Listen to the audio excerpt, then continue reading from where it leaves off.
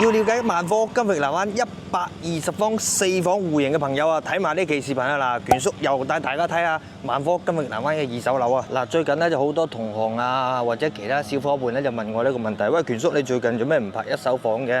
咁其實咧我一手二手都有做嘅。我中意拍咩咧？我中意拍筍盤。咩叫筍盤咧？價格靚咧，或者配套好啦嚇。所以近排你會見到我點解成日拍二手，因為嗰啲二手價格真係筍啊嘛。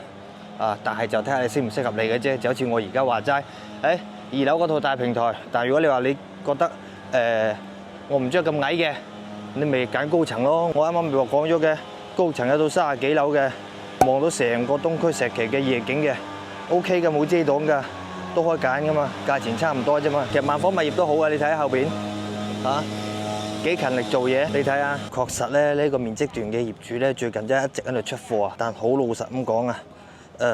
成個金域南灣嘅話咧，暫時放盤嘅話咧，就只有2套120方咧，單價係7字頭嘅。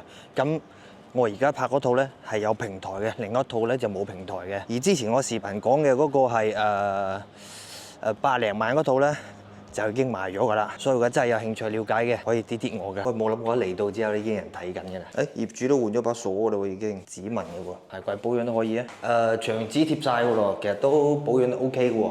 跟住，喂，雖然2樓啊，紗窗幫你做埋㗎啦，開窗之後你驚有蚊啊嘛。嗱，O 唔 OK啊？要打開佢幾簡單，撳掣搞掂，通風採光都冇問題啊。2樓望翻花園，不過呢個咧都算一個出入口嘅，關翻佢。咁呢間房咧就入門口第一間啊，成間屋牆紙都貼晒嘅，保養得 OK 嘅呢啲嘢。公衞啊，喺呢個位置都做埋紗窗㗎啦。洗手盆話係咁型嘅 ，OK 嘅，捽佢，叫我揾保潔過嚟執佢就得㗎啦。咁啊，落間嗰個門要另外裝嘅，冇問題。呢間房都貼埋牆紙，空調都有埋。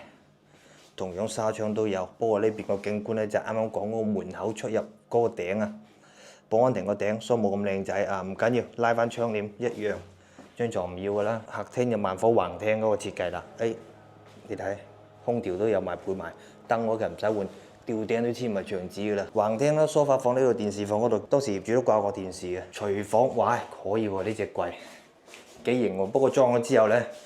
你採光就差好多啦，不過其實萬科橫廳呢個戶型咧，佢本來採光都差㗎啦。你睇下，而家係下午，係暗啲。呢度可以整多個櫃出嚟，咁兩排再放嘢。冰箱你要就得，唔要就送俾我啦。跟住雙門就完全冇問題，熱水器都幾新淨。呢間房都有空調，小朋友房啊，貼晒哆啦 A 夢嗰啲嘢㗎啦。嗱，對翻出去門口有車經過，聽唔到聲喎，保養 OK。呢間房係主人房啦，主人房都貼滿晒嘢㗎啦，保養好㗎啦，空調有埋㗎啦。一個衣櫃，其實呢邊都可以整埋衣櫃，唔緊要嘅。